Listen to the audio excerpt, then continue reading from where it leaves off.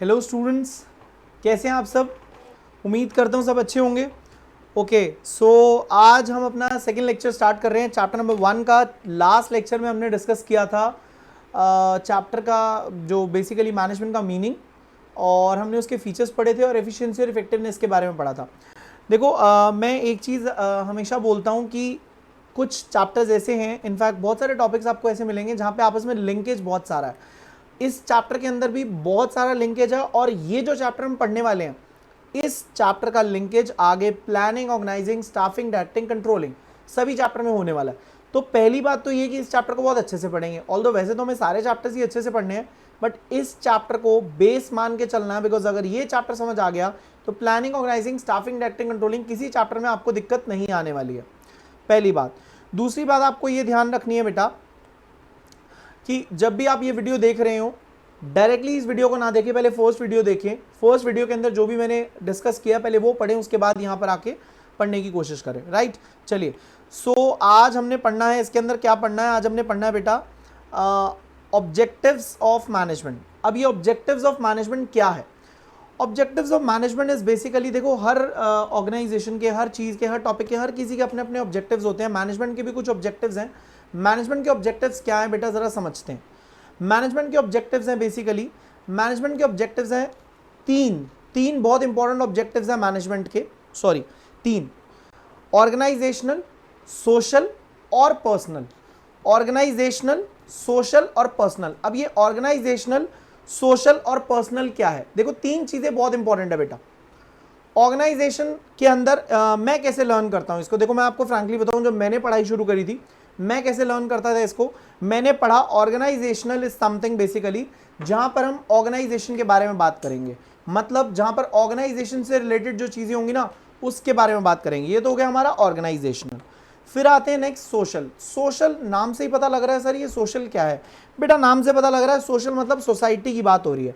मतलब जब भी हम सोशल की बात करेंगे that means we are talking about something society, right.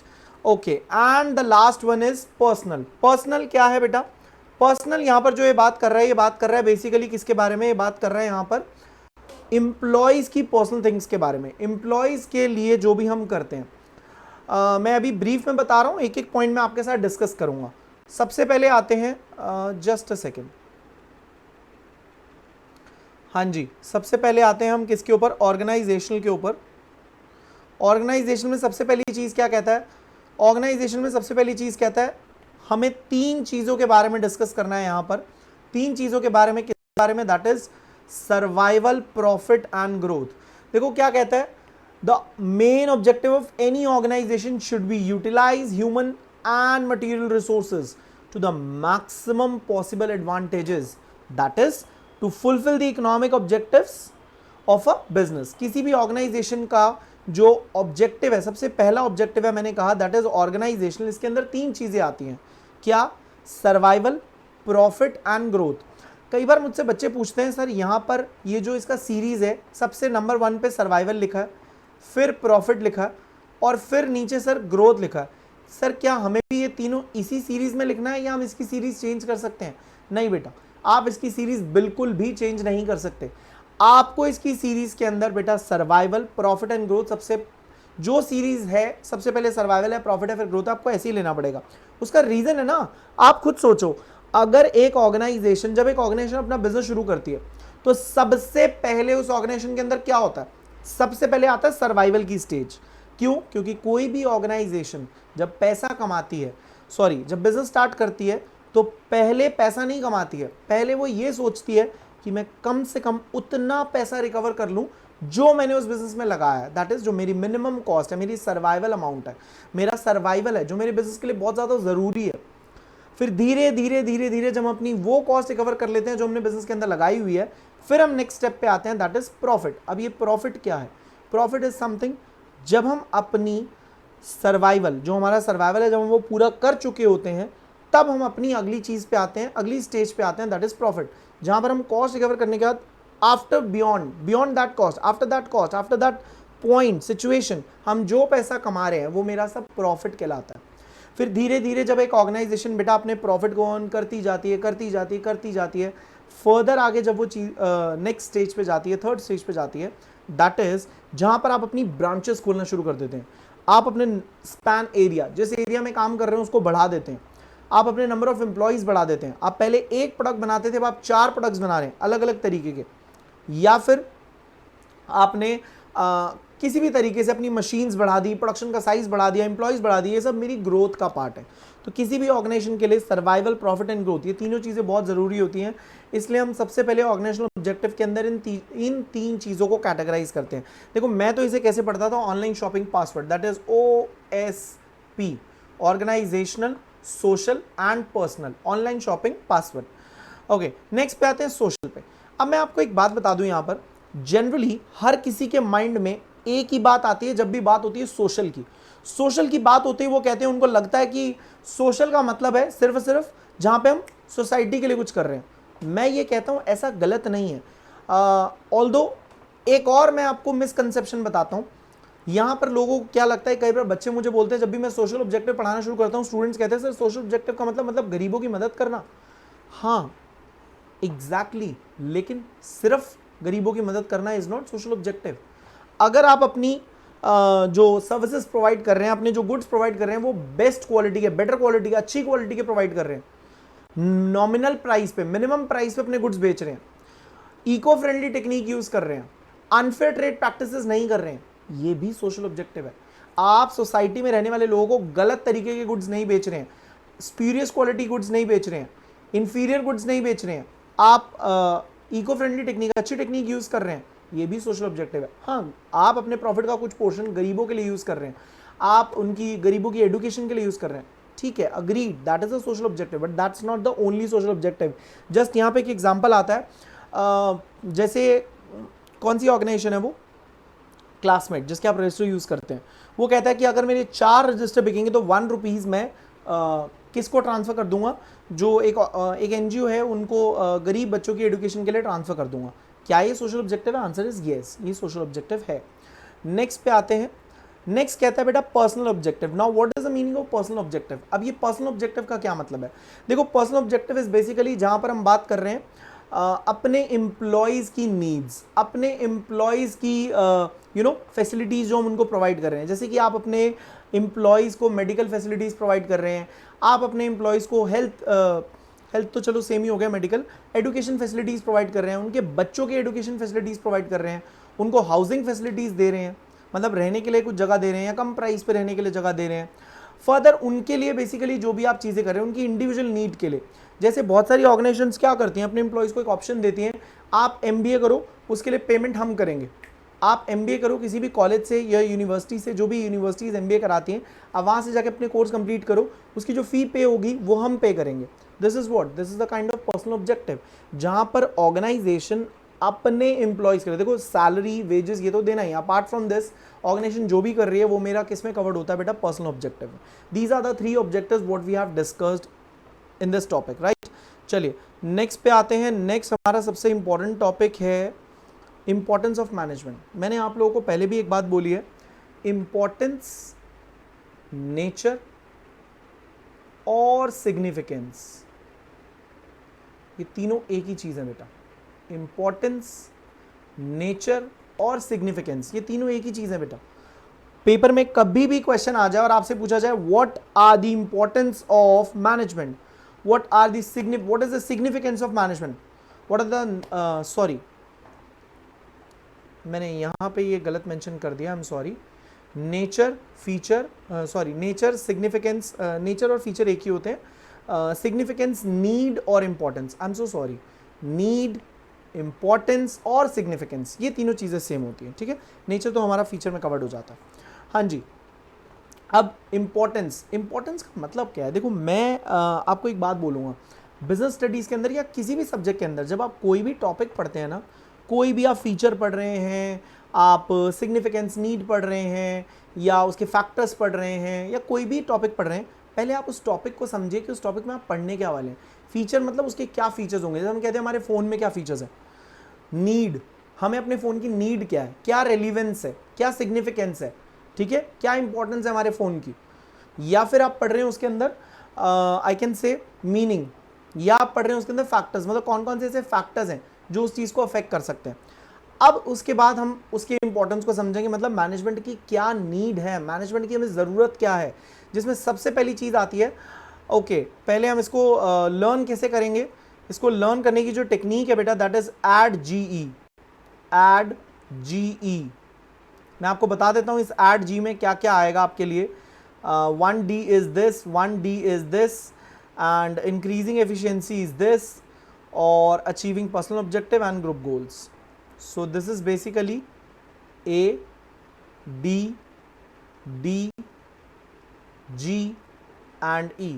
Now my question is, क्या इसकी सीरीज चेंज कर सकते हैं? बिल्कुल कर सकते हैं। सिर्फ और सिर्फ प्रोसेस जो होते हैं ना, जनरली प्रोसेस की सीरीज कभी हम चेंज नहीं करते, क्योंकि प्रोसेस जो होता है वो एक के बाद एक के बाद एक के बाद सेम फॉलो होता है, तो उसे कभी भी आप चेंज नहीं करेंगे। चलिए अब आ जाते हैं फटाफट से इंपॉर्टेंस में। इसकी इंपॉर्टेंस में सबसे पहला पॉइंट पढ़ते हैं, क्या कह रहा है।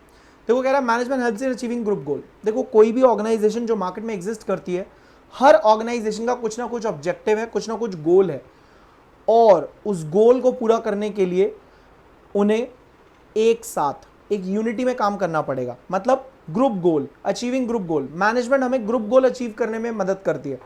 जब एक ऑर्गेनाइजेशन की हम बात करते हैं, ऑर्गेनाइजेशन के गोल की बात करते हैं, तो वहां पे कभी इंडिविजुअल गोल की बात नहीं हो रही बेटा, वहां पे हमेशा ग्रुप गोल की बात हो रही है। क्योंकि अगर मैं एक ऑर्गेनाइजेशन में काम करता हूं, आप एक ऑर्गेनाइजेशन में काम करते हो, हम बहुत सारे लोग एक सिंगल ऑर्गेनाइजेशन में काम कर रहे हैं, और अगर वहां पर हम ऐसा करें कि सब अपने अपने गोल के लिए काम कर रहे हैं, कोई ऑर्गेनाइजेशन की गोल की तरफ देख ही नहीं रहा, सो इन दैट सिचुएशन ऑर्गेनाइजेशन का गोल तो मिस हो जाएगा ना। आई अग्रीड, आप यहां पे बोलोगे कि सर सबके अपने अपने जो गोल्स होते हैं वो goals in line with the organisation goals ही तो हैं, बट स्टिल सबका गोल पूरा कराना बहुत जरूरी है। देखो कहता है management is not for itself, it for the whole organization, for achieving the organizational goal. So management में टास्क है मैनेजर का कि अपने एम्प्लॉयज को, अपने वर्कर्स को एक गिवन डायरेक्शन देना है, कॉमन डायरेक्शन देना, सो दैट वो उसी डायरेक्शन में अपने इंडिविजुअल एफर्ट्स करें। जैसे मैंने अभी कहा कि उनका अगर जो गोल होना चाहिए वो in line with the organisation goal होना चाहिए, मतलब वो अपना गोल जब पूरा कर रहे हो तो उसको पूरा करने में अल्टीमेटली ऑर्गेनाइजेशन का ही गोल पूरा हो रहा हो, which is very much important. तो मैनेजमेंट हेल्प करती है ग्रुप गोल अचीव करने में, इसीलिए मैनेजमेंट की जरूरत है, क्योंकि वो हमारे ग्रुप गोल को अचीव करने में हमारी मदद करती है। नेक्स्ट पॉइंट पे आते हैं, कहता है मैनेजमेंट इंक्रीजेस एफिशिएंसी। देखो मैं बोलता हूं ये पॉइंट बहुत लॉजिकल है। सर लॉजिकल है, वो कैसे? बेटा लॉजिकल बिल्कुल सिंपल है। जब आप अपनी ऑर्गेनाइजेशन के अंदर अपने रिसोर्सेज को to the maximum extend use करोगे, ऑप्टिमम यूटिलाइजेशन करोगे, तो ऑब्वियसली आपकी एफिशिएंसी बढ़ेगी। जब आप अपने रिसोर्सेज को to the maximum extend use करोगे, ऑप्टिमम यूटिलाइजेशन करोगे, तो आपकी एफिशिएंसी ऑटोमेटिकली इंक्रीज हो जाएगी। सो अगर मैं कहूं कि मेरे पास जनरली रिसोर्सेज कौन से होते हैं, मैन, मनी, मशीन, मटीरियल, मुझे अपने रिसोर्सेज को ऑप्टिमली यूटिलाइज करना है जिससे मेरी एफिशिएंसी बढ़ जाए। देखो क्या कहता है, the aim of manager is to reduce the cost and increase production through better planning, organizing, staffing, directing, controlling the activities of the organization. Management can increase efficiency through optimum utilization. आप अपनी efficiency कैसे बढ़ा सकते हो? Optimum utilization करके। जब आप optimum utilization करोगे तभी आपकी efficiency बढ़ेगी, तभी आपकी efficiency increase होगी। फिर क्या कहता है नेक्स्ट बेटा, management creates a dynamic organization. देखो ये तो हम फीचर में भी पढ़ के आ चुके हैं। मैनेजमेंट कैसे मदद करता है? मैनेजमेंट हेल्प करता है हमारी ऑर्गेनाइजेशन को डायनामिक बनने में। वो हमारी ऑर्गेनाइजेशन को ये समझाता है कि हमें अपने आप को बदलना है, we have to change ourselves according to the changing environment. अगर बदलते समय के हिसाब से हम अपने आप को नहीं बदलेंगे तो क्या होगा बेटा, पीछे रह जाएंगे। अगर मैं आज के सिनेरियो की बात करूं, यू नो व्हाट, बहुत सारे ऐसे टीचर्स हैं जो टेक्नोलॉजी के साथ इतना वेल वर्स नहीं थे, जो इतना ज्यादा टेक्नोलॉजी यूज नहीं करते, but still they change themselves, क्योंकि उन्हें स्टूडेंट्स को पढ़ाना था, चाहे वो स्कूल टीचर हैं, ट्यूशन टीचर हैं, एनी अदर टीचर, उन्हें पता था कि उन्हें स्टूडेंट्स को पढ़ाना है तो उन्हें ये चेंजेस करने पड़ेंगे।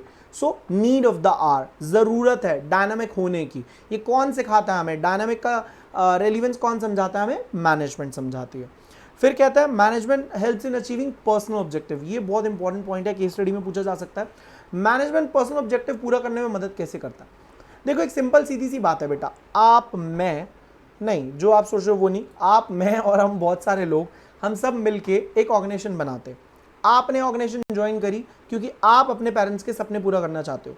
मैंने ऑर्गेनाइजेशन ज्वाइन करी क्योंकि मुझे बहुत पैसा कमाना है।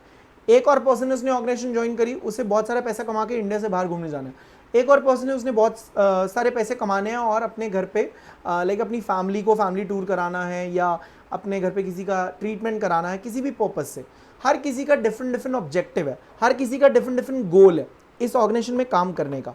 लेकिन जब हम ऑर्गेनाइजेशन के गोल के लिए काम करते हैं, जब हम ऑर्गेनाइजेशन के गोल को पूरा करते हैं, तो अल्टीमेटली ऑर्गेनाइजेशन के गोल को पूरा करते करते करते हम अपने पर्सनल ऑब्जेक्टिव को पूरा कर रहे हैं। सर वो कैसे? बेटा जब आप ऑर्गेनाइजेशन के लिए काम कर रहे हो, ऑर्गेनाइजेशन आपको पैसे दे रही है, जो पैसे आप कमा रहे हो उससे आप अपने ऑब्जेक्टिव पूरे कर पा रहे हो। So that means ultimately while performing the objectives of the organization, management help करती है आपको for achieving your personal objective. Next point, management helps in development of society. मुझे एक छोटा सा एग्जांपल याद आ गया इस चीज़ पे, मुझे एक आंसर दो, खुद सोचो एक बारी, क्या मेट्रो ने हमारी सोसाइटी को डेवलप होने में मदद करी? दिल्ली मेट्रो, मुंबई मेट्रो, बहुत सारी मेट्रोज हैं, क्या उन्होंने हमारी सोसाइटी को डेवलप होने में मदद करी, हेल्प करी? Yes definitely. हाउ, कैसे करी, मुझे बता सकते हो? देखो सिंपल सी इजी बात है, जब मेट्रो बननी स्टार्ट हुई तो मेट्रो का जहाँ पे कंस्ट्रक्शन काम चल रहा था वहाँ पे लेबर को काम मिला, लेबर को वर्क मिला, उनको एम्प्लॉयमेंट मिली। जब मेट्रो बन गई तब वहाँ पे जो लोग काम करने आए, इंजीनियर्स या जो टिकट काउंटर्स पे होते थे या जो क्लीनिंग स्टाफ था, इन सब लोगों को काम मिल गया। एज वेल एज वहाँ पे जो शॉप्स खुल गई उन लोगों को भी जॉब्स मिली, उनके लिए कहीं ना कहीं डेवलपमेंट हुई, उनकी उनकी एक जॉब अपॉर्चुनिटीज़ उनके लिए क्रिएट हो गई। एज वेल एज मैं कहता हूँ हमारा ट्रांसपोर्ट सिस्टम भी बहुत ज़्यादा चेंज किया इसने। ट्रांसपोर्ट सिस्टम कैसे भाई? ऑब्वियसली बात है, पहले वही हम गर्मी में बसों में धक्के खाते हुए जाते थे, अब वो प्रॉपर मेट्रो आ गई है, उसके अंदर एसी में आराम से बैठ के जाते हैं। क्या ये डेवलपमेंट नहीं है? बिल्कुल है, येस डेफिनेटली। क्या कहता है, an organization has multiple objectives towards the different groups of the society. In the process of fulfilling all these objectives, management helps in development of organization. Through that it helps in development of society. मैं तो बोलता हूँ जियो का भी बहुत बड़ा हाथ है हमारी डेवलपमेंट ऑफ सोसाइटी में।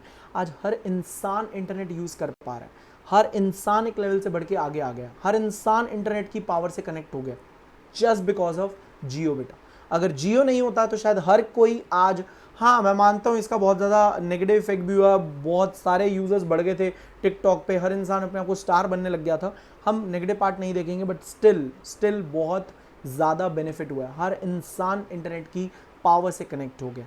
This is what basically, this is something that management helps in development of society, right? Okay, next पे आते हैं। नेक्स्ट जो टॉपिक आज हमने डिस्कस करना है, ये हमारा आखिरी टॉपिक होगा, that is levels of management. अब ये लेवल्स ऑफ मैनेजमेंट क्या है? देखो किसी भी ऑर्गेनाइजेशन के अंदर अगर हम देखें तो किसी भी ऑर्गेनाइजेशन के अंदर 3 लेवल्स होते हैं बेटा, टॉप, मिडल और आई नो कुछ बच्चे इसको बोलते हैं लोअर, लेकिन मैं यहाँ पर लिख के हमेशा काटता हूँ, लोअर कभी भी आप नहीं लिखेंगे बेटा, ठीक है? ऑपरेशनल मैनेजमेंट या फिर आप लिखेंगे सुपरवाइजरी। देखो बेटा हो सकता है कि आपको एनसीईआरटी में कुछ जगह लोअर लिखा हुआ दिख जाए, क्योंकि बहुत सारी जगह पे एनसीईआरटी में अभी अपडेशन नहीं हुई है, बट मैं आपको सजेस्ट कर रहा हूँ आपको कहीं भी लोअर नहीं लिखना है। बेटा देखो मैं आपको जितनी भी बातें बताऊंगा अपनी क्लासेस के अंदर, आपको मैं कोई भी बात सीबीएसई के बियॉन्ड जाके या सीबीएसई के करिकुलम से बाहर जाके नहीं बताऊंगा। मैं सीबीएसई को फॉलो करके, उसके करिकुलम को फॉलो करके ही ये क्लासेस प्रिपेयर कर रहा हूँ। तो मेरी जो भी चीज़ें होंगी सब सीबीएसई के डायरेक्शंस या उसके रूल्स एंड रेगुलेशंस के हिसाब से होंगी। अगर आप उन बातों को सुनेंगे, उनको समझेंगे, उनको अंडरस्टैंड करेंगे और अग्री करेंगे और अपनी लाइफ में अपने एग्जाम को क्लियर करने के लिए उसे फॉलो करेंगे, आई कैन गारंटी आपको 100 मार्क्स लाने से कोई नहीं रोक सकता। बस एक ही इंसान रोक सकता है, वो आप खुद। अगर आप पढ़ाई करोगे तो ही आपके 100 आएंगे, अगर आप पढ़ाई नहीं करोगे तो आपके 100 नहीं आएंगे। तो you are the only one person who can stop you, right? चलिए क्या कहता है, management is a universal term used for certain functions performed by individuals in an enterprise who are bound together in a hierarchy of relationship। Basically हर organization के अंदर एक hierarchy होती है। हर ऑर्गेनाइजेशन के अंदर एक हायरार्की कैसे होती है? जैसे कि ये ऑपरेशनल लेवल है, ये मिडिल लेवल है, ये टॉप लेवल है। मतलब टॉप पे कुछ लोग होते हैं, फिर उनके नीचे कुछ लोग होते हैं, फिर उनके नीचे कुछ लोग होते हैं। एक बात हमेशा ध्यान रखना, मैंने अभी कहा कि हमारी 3 लेवल्स होती हैं, एक होती है टॉप लेवल, एक होती है मिडिल लेवल और एक होती है ऑपरेशनल लेवल। ये 3 चीज़ें होती हैं हमारे केस में, हमारे मैनेजमेंट के केस में। लेकिन साथ ही साथ आपको ये भी समझना है, अगर ये 3 के अलावा किसी की भी बात हो रही है, मैं अभी बताऊंगा कि टॉप में कौन कौन से एम्प्लॉइज आते हैं, मिडिल में कौन कौन से आते हैं और ऑपरेशन में कौन कौन से आते हैं। अगर इन तीनों लेवल्स के अलावा किसी और की भी बात हो रही है और आपसे पूछा जा रहा है वो कौन से लेवल पे काम करता है, तो आंसर इज वो किसी भी लेवल पे काम नहीं करता, वो नॉन मैनेजरियल पर्सन है, राइट? चलो आगे चलते हैं। अब जरा एक बार समझते हैं टॉप में कौन कौन आता है। देखो टॉप मैनेजमेंट की जब बात हो रही है तो टॉप मैनेजमेंट सबसे पहले आता है COO, that is chief operating officer. फिर आता है CEO, CMO, CFO, managing director, chairman, president and vice president. एक और बात ध्यान रखना, एग्जाम में कभी मैंने देखा कई बार बच्चे जब ये टॉपिक लर्न करते हैं, पढ़ते हैं, तो उनको ये बहुत आसान लगता है। वो क्या करते हैं, बस एक लिस्ट बना लेते हैं कि टॉप में आते हैं CEO, CMO, CFO, managing director, chairman, middle में ये आते हैं और ऑपरेशन में ये आते हैं। वो सोचते हैं इतना याद करके चले जाते हैं, अगर इसमें से क्वेश्चन आया तो 1-2 नंबर तो आ ही जाएंगे।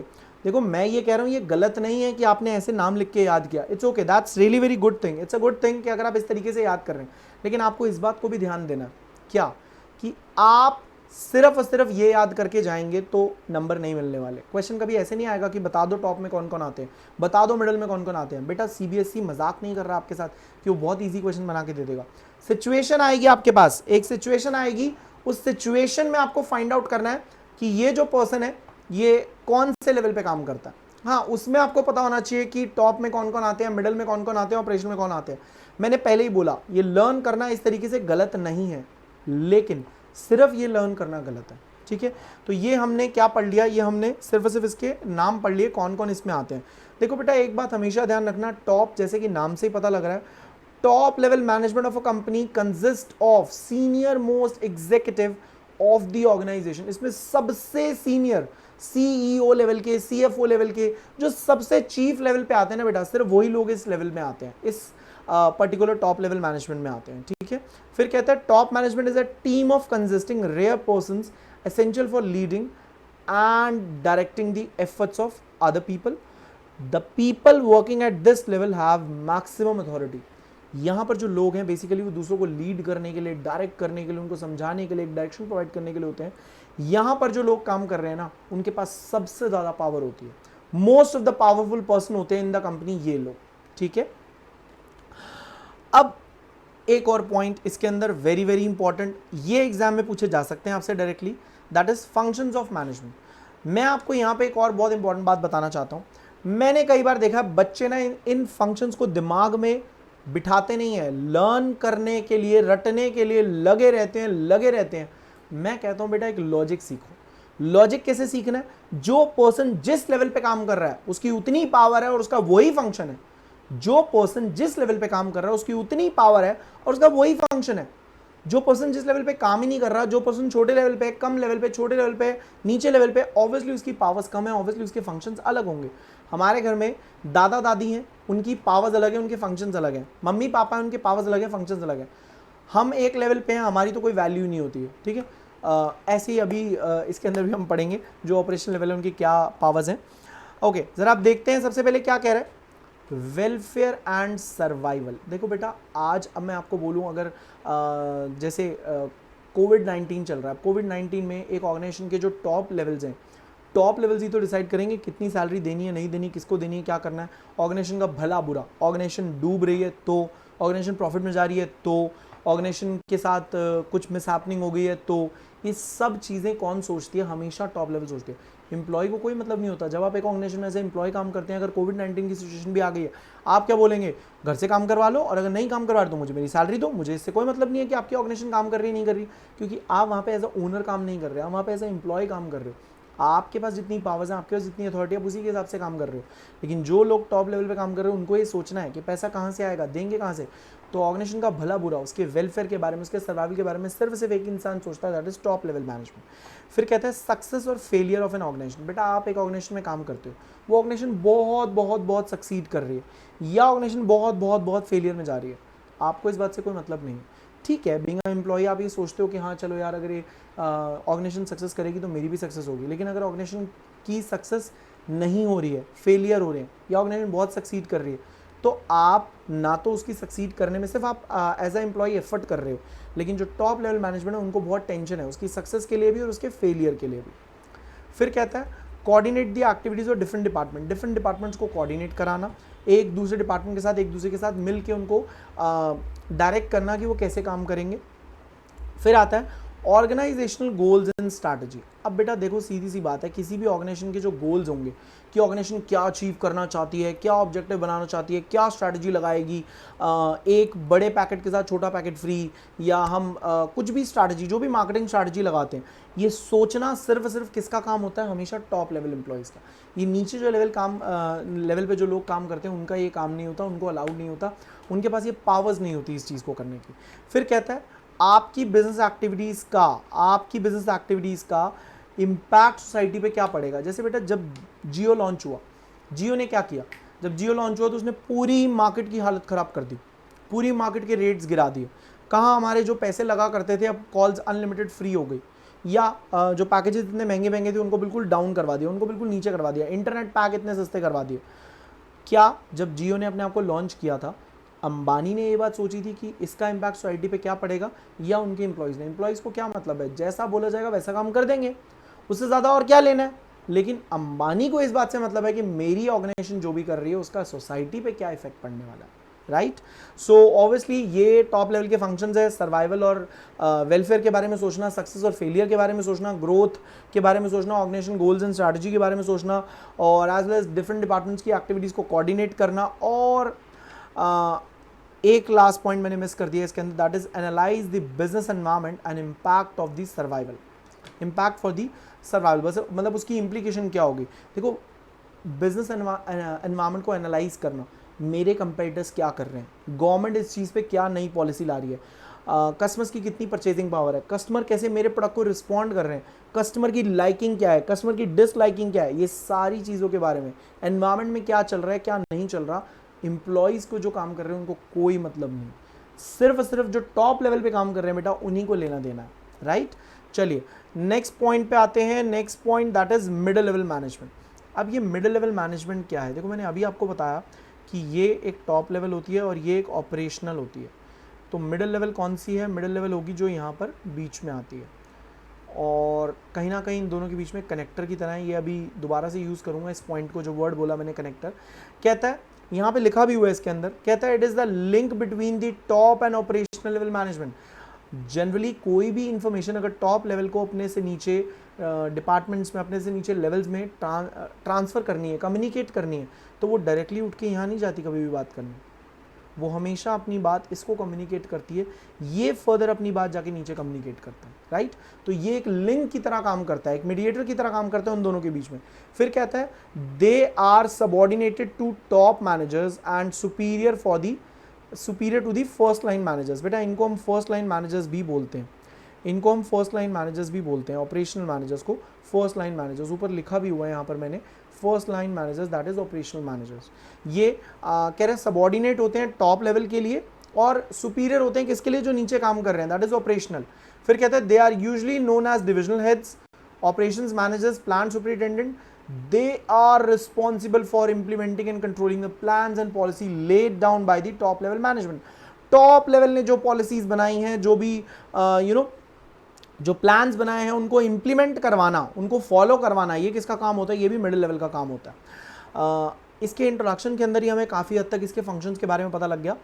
अब इसको कैसे लर्न करना है, जितने भी फंक्शंस होते हैं ना जनरली हमारी ऑर्गेनाइजेशन के अंदर, जैसे कि purchase, sales, production, human resource, marketing, finance, उन सब के जो मैनेजर होते हैं ना बेटा वही मिडिल लेवल मैनेजर होते हैं। मैं तो ऐसे ही याद करता था, finance manager, production manager, operation manager, division manager और रीजनल मैनेजर।